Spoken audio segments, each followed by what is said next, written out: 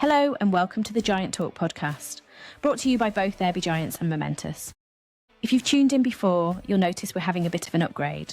Previously, Giant Talk has been about all things OKRs, but now our focus is expanding to how strategy can be connected to results in all types of organisations. Our back catalogue is still available, so if you want to check that out for more detailed OKR episodes, then you'll find what you need there. In the meantime, Roger and James are delighted that you're here, and if you want to contact us, you can drop us a note at growth@therebegiants.com. Enjoy. Hey there, folks. I know it's been a while. It's Roger, host of Giant Talk, and it's been about sort of middle of 25, I think, when the last episode was published. Very sorry for not keeping things current. We're back again now, though.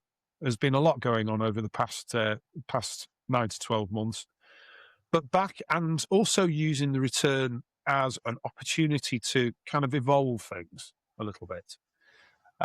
So you may think of it as a rebirth or a repurposing. We still have our focus. The headline focus is OKRs and things connected to OKRs.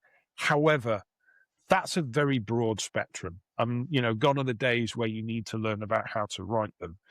Just go back into our back catalogue if you're starting fresh with OKRs and you want to learn all that basic stuff. This is now more about where do they fit within the wider organizational context and how they can help and, support some of the challenges which organizations are facing day in, day out. And the way that we're wanting to kind of refocus it is, I'm very pleased, as you can see, if you're watching us, because we're now doing this as a visual podcast, not just an audio one.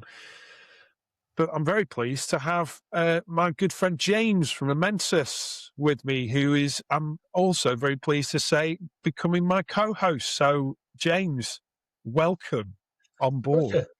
Thank you. Yes, this is. I've been very excited about this, about coming on board, having known you now for 6 years. 6 years, yeah. Been from first working with you on an exciting project with a company implementing OKRs. That was my first formal step into the world of OKRs. I realised I actually knew about the ethos of them as a coach. Yeah. But not to the extent that I learned from working with There Be Giants and yourself and the team. Yeah. 6 years, they've whizzed by.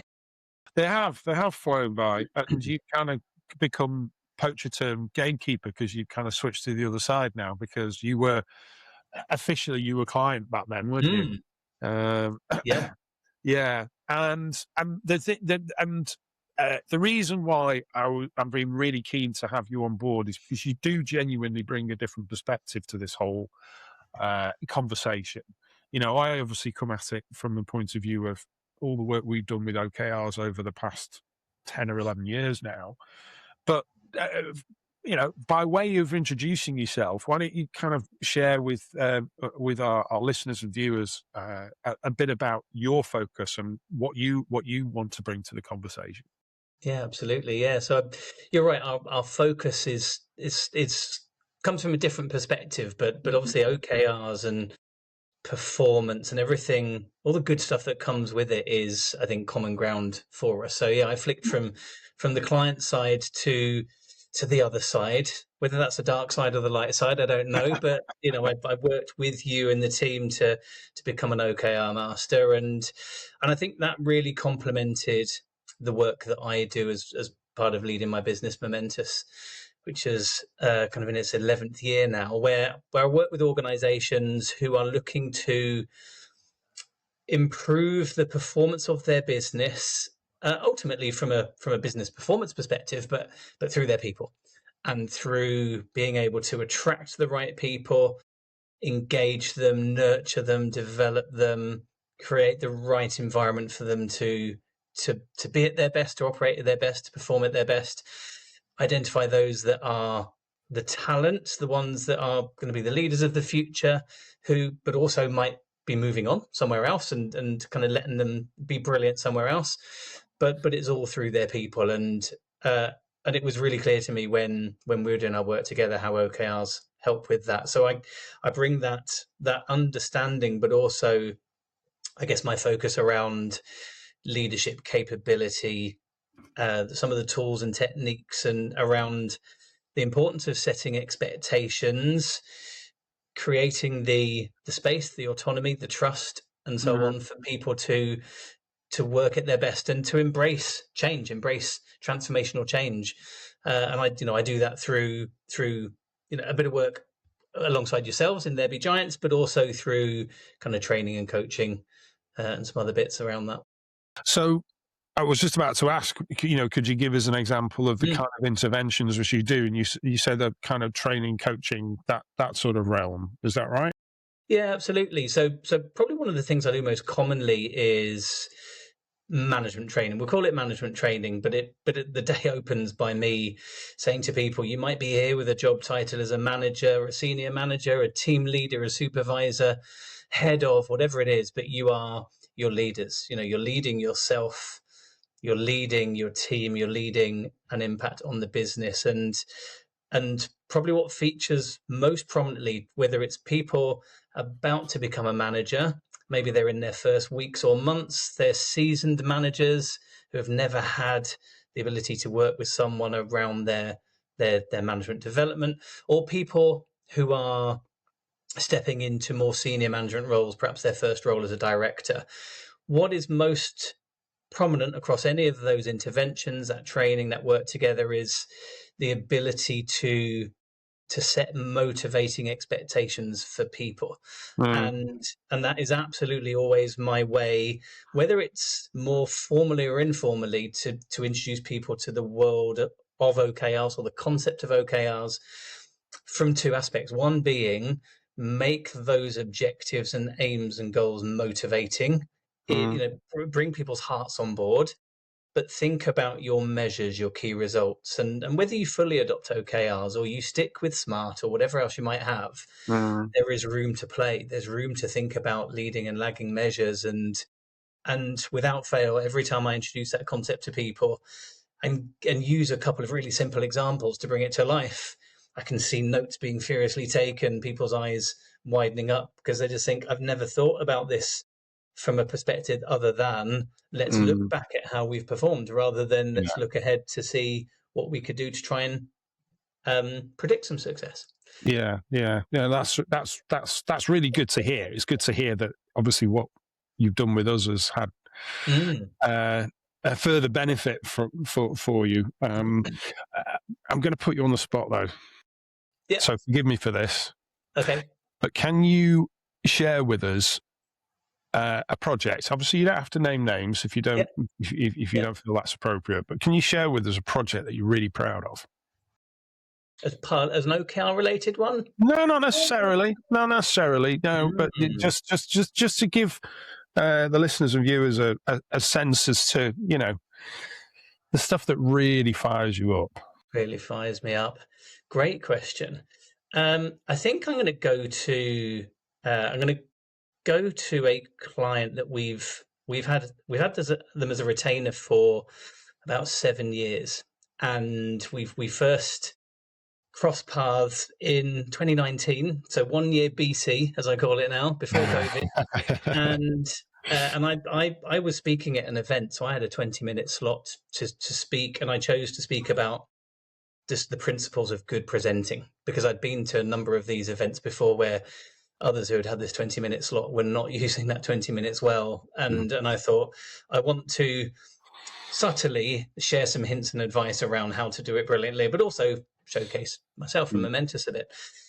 One of the directors of that client was there. I didn't get a chance to meet with him, but he followed up afterwards. He sent an email to say, loved listening to you, love to invite you in, talk to our chairman and our MD around what you could do around development and motivation and inspiration. And so we started the conversation the very beginning of 2020.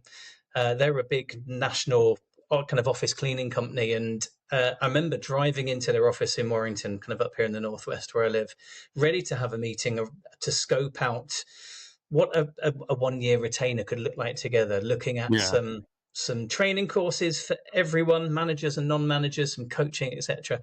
And as I was driving in, he rang me and he said, "I'm really sorry, but we've had to have a crisis meeting because of everything, all this COVID stuff.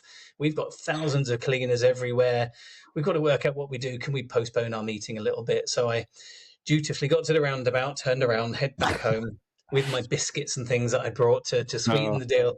But I stayed in touch with them, and then as we got through the end of 2020, we picked up the engagement with them. We did some stuff online, and then as the years progressed, we became an integral part of the business. We were the L&D department that was never there before.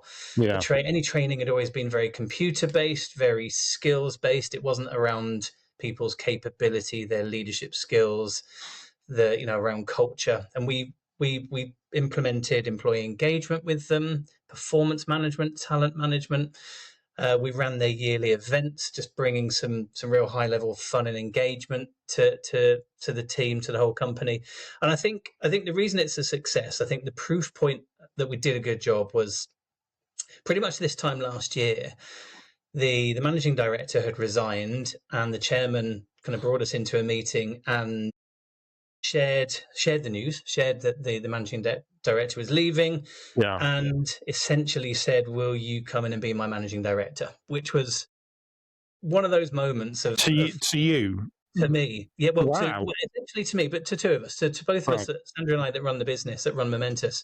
He kind of was throwing it to us, but we sensed he was, maybe his eyes were more aligned and making eye contact with me. But essentially, as flattering as it was, we went away and talked about it and realized it wasn't what Momentus was about, running a national cleaning business. It was about working with businesses like that. So what we agreed to do was to co-run the business for at least 6 months in the absence of the managing director, so that we both stepped up onto the board, split the responsibilities, and led the organisation as best we could, with the chairman doing the best he could to step back. And then as he went through an acquisition, he sold the company to a much bigger organisation at the end of last year, the end of 2025. Then I slowly stepped back, and Sandra carried on kind of running the business as it went through its integration. It's kind of splitting the organisation into its different parts and absorbing it into the wider business. And I just think that whole process, that the fact that he looked to us and said, "Will you run my business?" was testament to 6 years of being part of the business. That's quite something, because I don't think it's unreasonable to say that quite often you don't hear of L&D, which is usually buried somewhere deep within HR anyway. L&D being particularly highly regarded. The degree of status it normally has in an organisation is not that great. And I think it must be testament to the impact that they observed and the value that you can bring, that he turned around and asked you to run the damn business. Yeah. I think it helped.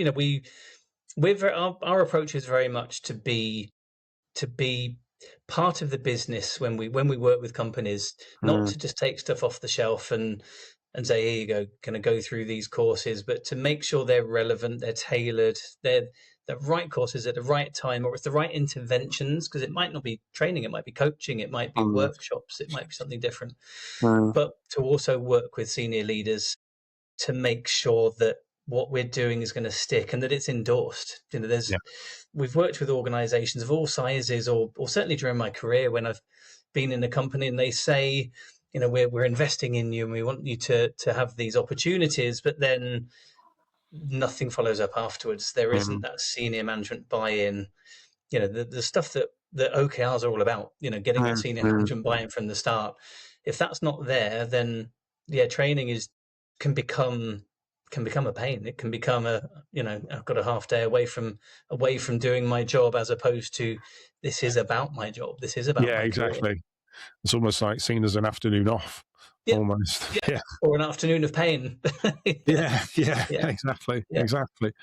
Well, I mean, yeah, you're going to bring some fantastic perspectives, I'm sure, to our conversations that we have upcoming. The first being with someone that we both know, our friend Ian Turner, which I'm very much looking forward to, and I know you are too. Yeah. But yeah, I thought it was a really good way to kind of evolve things, because up till now with the podcast, it's been typically more recently as host, and I know we've had a few other hosts, a few other people that have been in the business over the years, but they've generally been one-to-one conversations. And whilst those are fine, I want it to be a little bit more. I want an extra perspective, which obviously, as you've just explained, you're bringing. And I want to bring in a bit of, provocative, playful challenge along the way, and because I think that just is a better experience, and it just it introduces a little bit more constructive friction to the conversation, you might say. Praise. So, I like that. Yeah, and I think that's important because there's I guess there's two sides to it. I know which is going to be important with the podcast is bringing in people, as you mentioned.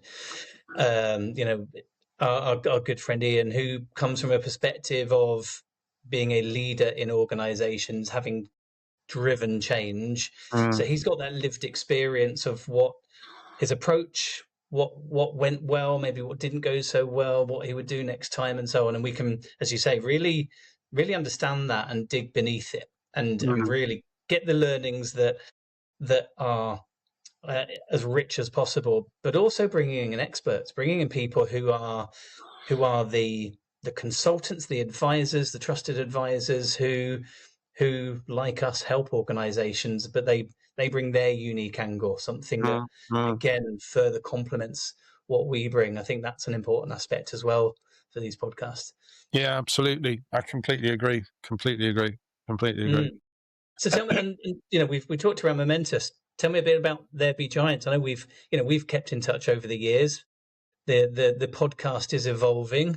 I first met you and the team and There Be Giants when it was around getting those OKRs in and managing them and monitoring them. And I feel like There Be Giants there's a bigger side to it now. I feel I mean, I think over the past 10 years since I pivoted the business into focusing on OKRs, I think both our practice and also the market in general has matured a lot. Back then, they were, the new shiny thing. They were the subject of the New York Times number one bestseller.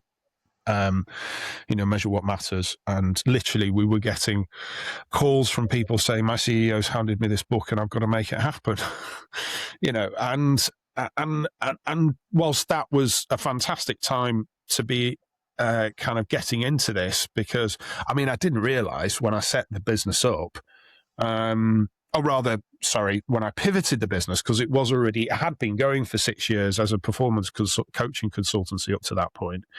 I didn't realize, but we became the first consultancy in the UK and one of the earliest in Europe to be offering specific OKR consultancy. So, and that was purely, I have to say, that was by good luck than planning on my part. I was working with clients, particularly tech founders here in Manchester, who were receiving investment and suddenly having to scale really fast and then wondering why the wheels were falling off the business. And it needed something beyond business coaching. It's funny because when people come up to me and ask, "What do you do?" I say, "Well, do you know what a business coach does?" Well, we go beyond the business coaching, because we're not about developing the strategy. We're not about coming up with the plan itself. We're about execution of that and helping to forge alignment, break through silos, which can start to emerge in businesses from as little as 20 to 25 people. You don't have to be a huge corporate to have silos. And as soon as you've got silos, that slows down. It slows everything down and it increases the cost. because things start to take longer. You end up with duplication, you end up with misunderstanding, and so on. So I think what's happened over the past 10 years is, as I said, the market's evolved. We've evolved in our method, our approach. We work at both ends of the spectrum in terms of clients. We still work at the founder-led end of the spectrum, but we also work at the larger corporate end of the spectrum. Lockdown was a point at which the corporate market really opened up for us, because you had large organizations who were coming knocking at our door saying, we've got all our teams remote now, and we haven't got the systems or the business processes with which to kind of keep them focused and give them something to coalesce and connect around. We believe OKRs can help us with that, and that was a massive opportunity to us, and it really opened things up from that point onwards. Yeah. And it proved that they could add value. So yeah, we work at both ends of the spectrum,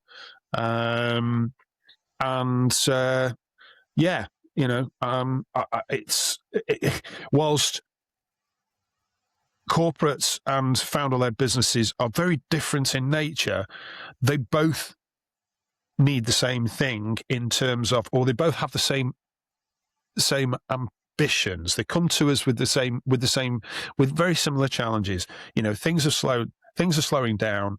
We need to we need to align our people. We need to help them understand, what matters most and what role they have to play in it, and put something light touch, not too heavy, in place that helps them keep connected and helps us collect data on how things are progressing and so on and so forth. So those are commonalities. All right, the founder end of the spectrum, often they need to scale rapidly, so they want a framework which helps them to do that, which is perhaps that's unique to them. There's the corporates, the scaling challenge isn't quite the same level. They've already scaled, and it's not their top priority. Theirs is more about what the signal that they see that tells them they need to come to us is often disconnect.